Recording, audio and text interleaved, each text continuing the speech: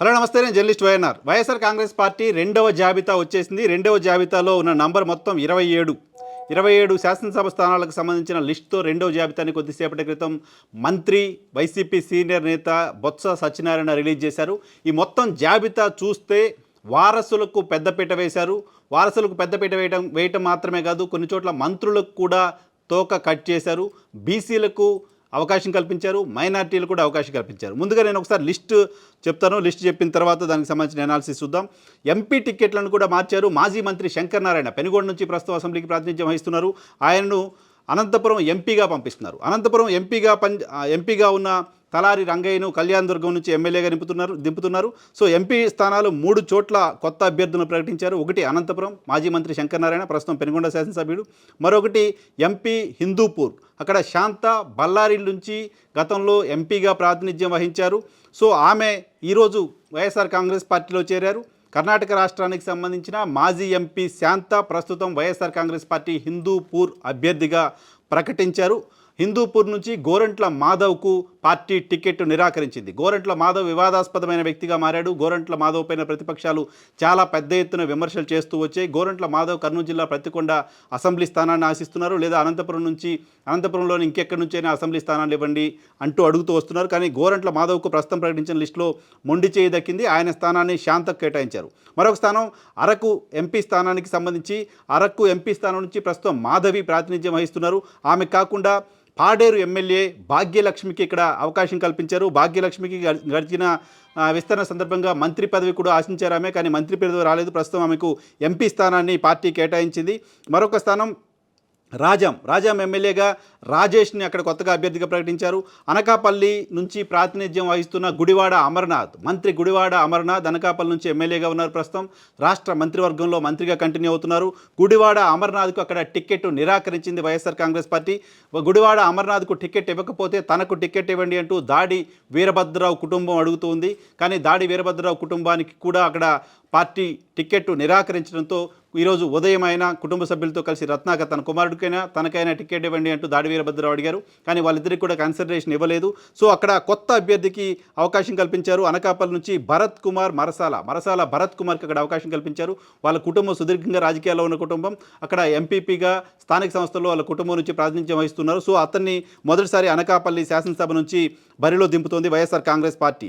మరొక స్థానం పాయకరావుపేటలో గొల్ల బాబురావు వైఎస్ఆర్ కాంగ్రెస్ పార్టీకి సంబంధించిన సీనియర్ ఎమ్మెల్యే, కాంగ్రెస్ పార్టీలో కూడా గతంలో ఎమ్మెల్యేగా విజయం సాధించారు. గడిచిన మంత్రివర్గ విస్తరణ సందర్భంగా మంత్రి పదవిని ఆశించారు, కానీ ఆయనకి మంత్రి పదవి దక్కలేదు. వైఎస్ఆర్ కాంగ్రెస్ పార్టీలో మొదటి నుంచి కంటిన్యూ అవుతున్న వ్యక్తి జగన్మోహన్ రెడ్డి పార్టీని వీడి బయటకు వచ్చినప్పటి నుంచి పాయకరావుపేట ఎమ్మెల్యే గొల్ల బాబురావు ఆయనతో పాటు కంటిన్యూ అవుతున్నారు. కానీ అక్కడ ఆయనకి అవకాశం కల్పించలేదు. కంబాల జోగులు ఎవరైతే రాజాం ఎమ్మెల్యే ఉన్నారో ఆయనకి ఇక్కడ కంబాల జోగులకి అవకాశం కల్పించారు. పాయకరావుపేటలో రామచంద్రాపురం, తూర్పుగోదావరి జిల్లా రామచంద్రాపురం నియోజకవర్గానికి సంబంధించి చాలా చర్చ గోదావరి జిల్లాలో జరుగుతూ వచ్చింది. రామచంద్రాపురం నియోజకవర్గం నుంచి ప్రస్తుతం చెల్లుబోయిన వేణుగోపాలకృష్ణ ప్రాతినిధ్యం వహిస్తున్నారు. ఆయన శెట్టి బలిజ సామాజిక వర్గానికి సంబంధించిన వాళ్ళు. ఆయన ప్రస్తుతం రాష్ట్ర మంత్రివర్గంలో ఉన్నారు. ఆ స్థానం నిజానికి పిల్లి సుభాష్ చంద్రబోస్ స్థానం. పిల్లి సుభాష్ చంద్రబోస్ని గడిచిన ఎన్నికల్లో ఇక్కడి నుంచి మండపేటకు పంపించింది వైఎస్ఆర్ కాంగ్రెస్ పార్టీ. రామచంద్రాపురం స్థానాన్ని చెల్లుబోయిన వేణుగోపాలకృష్ణకి ఇచ్చారు. సో ఇక్కడ చెల్లుబోయిన వేణుగోపాలకృష్ణ విజయం సాధించారు. మండపేటలో సూర్యప్రకాష్ పిల్లి సుభాష్ చంద్రబోస్ ఓడిపోయారు.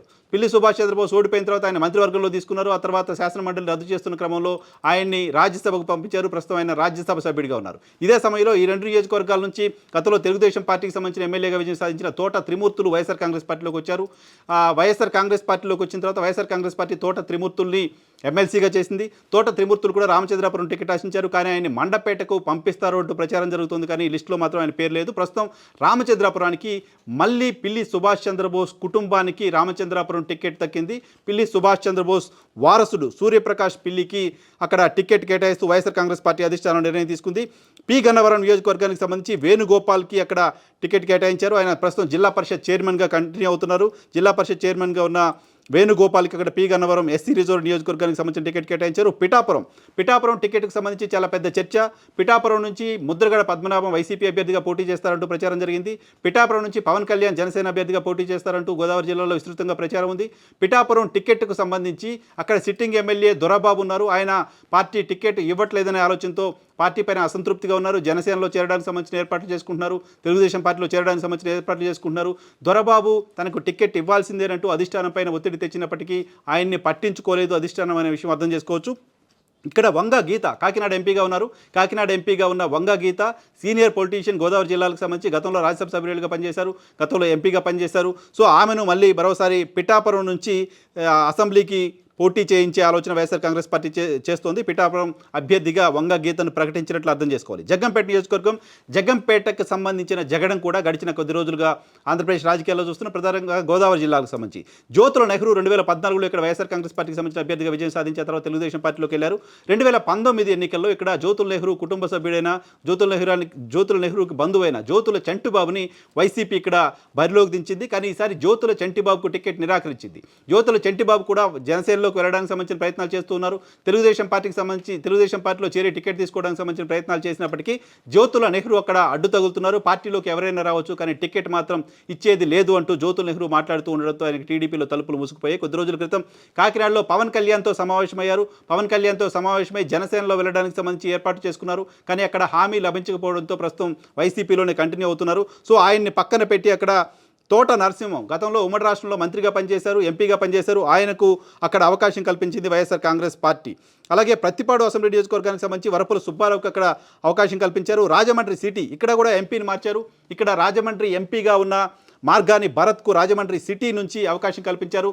రాజమండ్రి సిటీ, రాజమండ్రి రూరల్ ఈ రెండు నియోజకవర్గాలు కూడా ప్రస్తుతం తెలుగుదేశం పార్టీ చేతిలో ఉన్నాయి. బుచ్చే చౌదరి, ఆదిరెడ్డి భవానీ, ఎర్రనాయుడు గారి కూతురు ఆదిరెడ్డి భవానీ ఇక్కడ ఎమ్మెల్యేగా ఉన్నారు. ఈ రెండు స్థానాలపైన వైసీపీ సీరియస్గా ఫోకస్ చేస్తూ వస్తున్న నేపథ్యంలో ఇక్కడ సామాజిక కోణంలో ఇక్కడ మార్గాని భరత్ను రాజమండ్రి సిటీ నుంచి బరిలోకి దింపాలని డెసిషన్ తీసుకున్నట్టుగా అర్థమవుతుంది. రాజమండ్రి సిటీ నుంచి మార్గాని భరత్, రాజమండ్రి రూరల్ నుంచి బుచ్చే చౌదరి పైన చెన్నుబైన వేణుగోపాలకృష్ణ, రామచంద్రాపురం నుంచి గడిచిన ఎన్నికల్లో గెలిచి ప్రస్తుతం రాష్ట్ర కేబినెట్లో మంత్రిగా కంటిన్యూ అవుతున్న చెన్నుబైన వేణుగోపాలకృష్ణను రాజమండ్రి రూరల్ నుంచి బరిలో దించాలని వైసీపీ నిర్ణయం తీసుకుంది.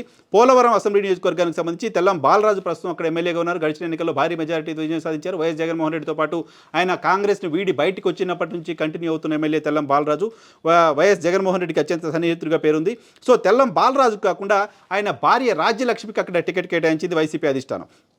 ఇక కదిరికి సంబంధించి సిద్ధారెడ్డి ప్రస్తుతం అక్కడ సిట్టింగ్ ఎమ్మెల్యేగా ఉన్నారు. వైఎస్ఆర్ కాంగ్రెస్ పార్టీకి సంబంధించి సిద్ధారెడ్డికి టికెట్ ఇవ్వకపోవచ్చు అంటూ చాలా కాలంగా ప్రచారం జరుగుతోంది. సిద్ధారెడ్డి పైన స్థానికంగా నియోజకవర్గంలో వైసీపీకి సంబంధించిన నాయకులు తీవ్రమైన అసంతృప్తితో ఉన్నారు. పార్టీ అధిష్టానం దృష్టికి అనేక ఫిర్యాదులను కూడా తీసుకొస్తూ ఉన్నారు. ఈ నేపథ్యంలో అక్కడ మైనార్టీకి అవకాశం కల్పించింది. రాయలసీమ జిల్లాల్లోని ఒక రెడ్డి సామాజిక వర్గానికి సంబంధించిన ఎమ్మెల్యేని తప్పించి అక్కడ ఒక మైనార్టీకి అవకాశం కల్పించింది.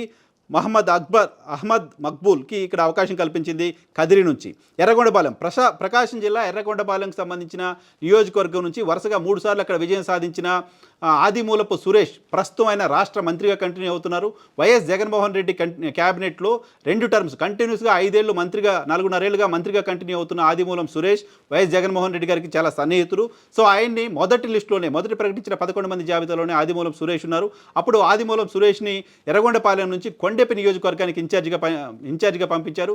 కొండెపి నియోజకవర్గంలో అసెంబ్లీ టికెట్ ఆశిస్తూ గత కొంతకాలంగా అక్కడ విస్తృతంగా కార్యక్రమాలు చేపడుతూ కొండెపి టికెట్ కోసం ప్రయత్నం చేస్తూ వస్తున్న తాటిపత్తి చంద్రశేఖర్కు ఎర్రగొండపాలెం అభ్యర్థిగా వైఎస్ఆర్ కాంగ్రెస్ పార్టీ ప్రకటించింది. సో ఎస్సీ నియోజకవర్గం ఇది కూడా.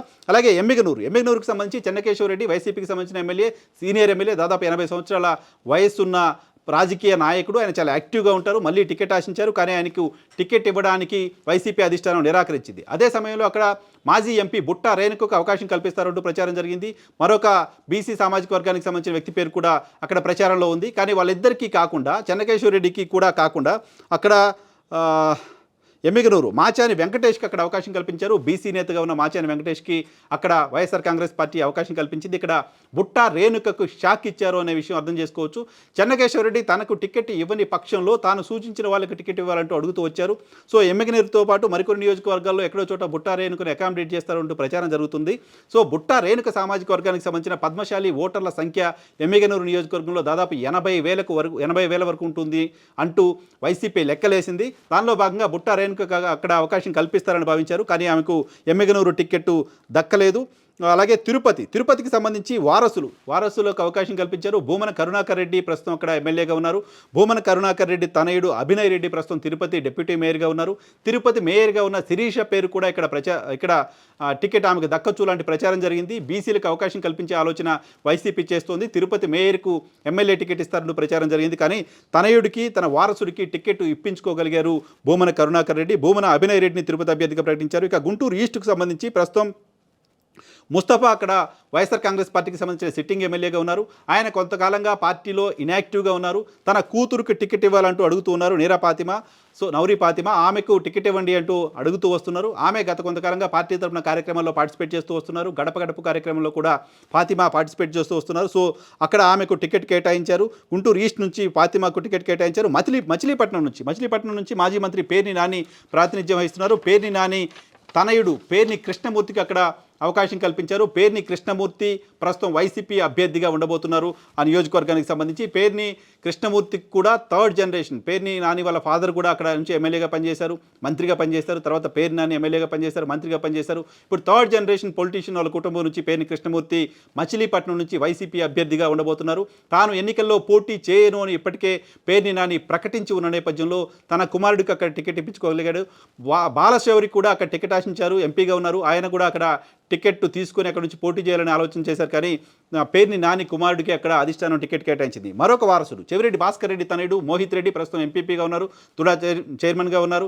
సో ఆయనకు చంద్రగిరి అసెంబ్లీ నియోజకవర్గానికి సంబంధించిన టికెట్ని కేటాయిస్తూ వైసీపీ అధిష్టానం నిర్ణయం తీసుకుంది. సో ముగ్గురు వారసులు కనపడుతున్నారు. అలాగే పెనుకొండకు సంబంధించి నా ఎమ్మెల్యే మాజీ మంత్రి శంకర్ నారాయణను ఎంపీగా పంపిస్తున్న నేపథ్యంలో, అనంతపురం ఎంపీగా పంపిస్తున్న నేపథ్యంలో సో అక్కడి నుంచి ఉషాశ్రీ చరణ్ కళ్యాణ్ దుర్గం సంబంధించిన ఎమ్మెల్యే ప్రస్తుతం రాష్ట్ర మంత్రి, ఆమెను పెనుగొండ నుంచి బరిలోకి దించాలి అని వైఎస్ఆర్ కాంగ్రెస్ పార్టీ నిర్ణయం తీసుకుంది. ఇక కళ్యాణ్ దుర్గం ఉషాశ్రీ చరణ్కి సంబంధించిన నియోజకవర్గం కళ్యాణ్ దుర్గం నుంచి తలారి రంగయ్య, ఆయన ప్రస్తుతం అనంతపురం ఎంపీగా ఉన్నారు.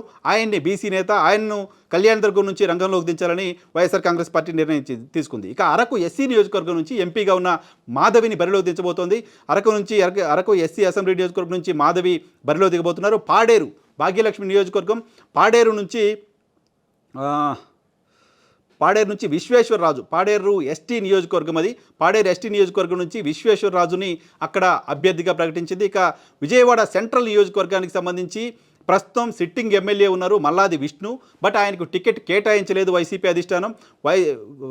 విజయవాడ వెస్ట్ నియోజకవర్గానికి సంబంధించిన సిట్టింగ్ ఎమ్మెల్యేగా ఉన్న వెల్లంపల్లి శ్రీనివాస్ని విజయవాడ సెంట్రల్కు మార్చారు. విజయవాడ వెస్ట్కు సంబంధించి షేక్ ఆసిఫ్కు అక్కడ అవకాశం కల్పించారు. షేక్ ఆసిఫ్కి అక్కడ అవకాశం కల్పించడంతో సిట్టింగ్ స్థానాలు మార్చినట్లయింది. షేక్ ఆసిఫ్ ఇప్పుడు మొదటిసారి అక్కడ అసెంబ్లీకి పోటీ చేస్తున్న నేతగా చూడాల్సిన అవసరం ఉంటుంది. సో మరొక నియోజకవర్గం విజయవాడ ఈస్ట్కి సంబంధించి కూడా క్లారిటీ రావాల్సి ఉంది. విజయవాడ ఈస్ట్ నుంచి దేవినేని అవినాష్ పోటీ చేస్తారు అంటూ ప్రచారం జరుగుతోంది. మరోవైపు వంగవీటి రాధాని పార్టీలోకి తీసుకుంటారు అంటూ కూడా ప్రచారం జరుగుతోంది. సో అక్కడ గద్దె రామ్మోహన్ రావు ప్రస్తుతం తెలుగుదేశం పార్టీకి సంబంధించిన సిట్టింగ్ ఎమ్మెల్యేగా ఉన్నారు. ఆ స్థానం పైన కూడా సామాజిక సమీకరణల లెక్కలేస్తోంది వైఎస్ఆర్ కాంగ్రెస్ పార్టీ. సో అక్కడ వంగవీటి రాధా క్యాండిడేట్ అవుతారా, దేవినేని అవినాష్ క్యాండిడేట్ అవుతారా అనేది చూడాల్సి ఉంది. సో మొత్తంగా మంత్రి గుడివాడ అమర్నాథ్కి షాక్ ఇచ్చారు. మాజీ మంత్రులకు కొంత రిలీఫ్ దొరికిందని చెప్పొచ్చు. పేర్ని నానికి తన కుమారుడికి టికెట్ ఇప్పించుకోగలిగారు. అలాగే పిల్లి సుభాష్ చంద్రబోస్ తన కుమారుడికి టికెట్ ఇప్పించుకోగలిగారు. భూమన కరుణాకర్ రెడ్డి తన కుమారుడికి టికెట్ ఇప్పించుకోగలిగారు. అలాగే చెవిరెడ్డి భాస్కర్ రెడ్డి తన కుమారుడికి టికెట్ ఇప్పించుకోగలిగారు. గుంటూరు నుంచి ముస్తఫా తన కూతురికి టికెట్ ఇప్పించుకోగలిగారు. వారసులు కనపడుతున్నారు. వారసులతో పాటు కొత్త మొహాలు కనపడుతున్నాయి. ఎంపీలుగా ఉన్నవాళ్ళు వంగ గీత కావచ్చు, మార్గాని భరత్ కావచ్చు, అరకు మాధవి కావచ్చు, అలాగే శంకర్ నారాయణ కావచ్చు, తలారి రంగయ్య కావచ్చు, వీళ్ళందరూ కూడా ఎంపీలుగా ఉన్న వాళ్ళు ప్రస్తుతం ఎమ్మెల్యేలుగా బరిలోకి దిగే పరిస్థితి కనపడుతోంది. సో 29 స్థానాలకు సంబంధించిన లిస్ట్ని వైఎస్ఆర్ కాంగ్రెస్ పార్టీ అధిష్టానం ప్రకటించింది. వీటిలో అనూహ్యంగా ఎంపీ స్థానాలకు సంబంధించిన చర్చ చాలా పెద్దగా లేనప్పటికీ ఎంపీ స్థానాలకు సంబంధించిన అభ్యర్థులను కూడా ప్రకటించారు. మరొక లిస్టు ఉంటుందా లేదా అనే దానిపైన కూడా బొత్స ఆసక్తికరమైన కామెంట్స్ చేశారు. మరో లిస్టు ఉంటుందో లేదో తెలియదు, మరో లిస్టు అవసరం అనుకుంటే ఉంటుంది అనే విషయాన్ని ఆయన చెప్పారు. సో ఈ లిస్టు పైన చాలా ఆశలు పెట్టుకొని ఈ లిస్టు ఎలా ఉంటుందో అని వేచి చూస్తున్న తెలుగుదేశం పార్టీ, కాంగ్రెస్ పార్టీ, జనసేన పార్టీలకు సంబంధించిన రియాక్షన్ ఏంటో చూడాల్సి ఉంది. ఈ లిస్ట్ తర్వాత వైఎస్ఆర్ కాంగ్రెస్ పార్టీలో ప్రకంపనలు ఎలా ఉంటాయో చూడాల్సిన అవసరం ఉంది. ఈరోజు పూతలపట్టుకు సంబంధించిన ఎమ్మెల్యే ఎంఎస్ బాబు కొన్ని సంచలన ఆరోపణలు చేశారు. ఐపాక్ అమ్ముడుపోతుందంటూ ఆరోపణ చేశారు. ముఖ్యమంత్రి పైన కూడా కొన్ని ఆరోపణలు చేశారు. ఆ స్థానానికి సంబంధించి ప్రకటించాల్సిన అభ్యర్థిని ప్రస్తుతానికి తాత్కాలికంగా వాయిదా వేసినట్లుగా సమాచారం అందుతోంది. సో ఎక్కడైతే పార్టీలో అన్రెస్ట్ ఉందో వాళ్ళని ఇంకా కంట్రోల్ చేసి కన్విన్స్ చేయాల్సిన అవసరం ఉందో ఆ స్థానాల్ని ప్రస్తుతం అట్టిపెట్టి సెకండ్ లిస్టుకు సంబంధించి తీవ్రమైన ఒత్తిడి నేపథ్యంలో ఓ లిస్ట్ని వైసీపీ రిలీజ్ చేసినట్టుగా అర్థం చేసుకోవాలి. మరొక 20-25 మందితో కూడిన 40-45 మందికి సంబంధించిన లిస్టు సెకండ్ లిస్టులో ఉంటుందని భావించారు. కానీ కేవలం 29 మందికి పరిమితమైంది. మిగతా లిస్టు ఎప్పుడు ఉంటుందనే దానిపై కూడా పార్టీ నుంచి క్లారిటీ లేదు. సో దీనికి సంబంధించి ఈ నియోజకవర్గాల్లో ఎక్కడైతే ఆల్మోస్ట్ టికెట్ రాని వాళ్ళ సంఖ్య చాలా తక్కువగా ఉంది. టికెట్ రాని వాళ్ళు తమ వారసులకు అవకాశం కల్పించారు. టికెట్ రాని వాళ్ళలో ప్రధానంగా మనకు కనపడుతున్న పేరు ఇక్కడ గుడివాడ అమర్నాథ్ మాత్రమే. గుడివాడ అమర్నాథ్ని కూడా అనకాపల్లి పార్లమెంట్ నుంచో లేకపోతే మరో చోటు నుంచో పవన్ కళ్యాణ్ ఎక్కడన్నా భీమిల్ నుంచో మరెక్కడి నుంచో గాజువాక నుంచో పోటీ చేస్తే అక్కడి నుంచి బరిలో దించుతారంటూ ప్రచారం జరుగుతోంది. కానీ గాజువాక నుంచి ఇప్పటికే మొదటి లిస్టులోనే అనౌన్స్ చేశారు కాబట్టి గాజువాక నుంచి ఆయన దించడానికి సంబంధించిన అవకాశం ఉండకపోవచ్చు. బహుశా భీమిల్ నుంచి కానీ లేదా అనకాపల్లి పార్లమెంట్ నుంచి కానీ గుడివాడ అమర్నాథ్ని బరిలోకి దించడానికి సంబంధించిన అవకాశం ఉంది అనేది మనకు అందుతున్న సమాచారం. సో చూడాలి లిస్టుకు సంబంధించిన ప్రకంపనలు ఎలా ఉంటాయనేది ఆసక్తి కలిగిస్తోంది.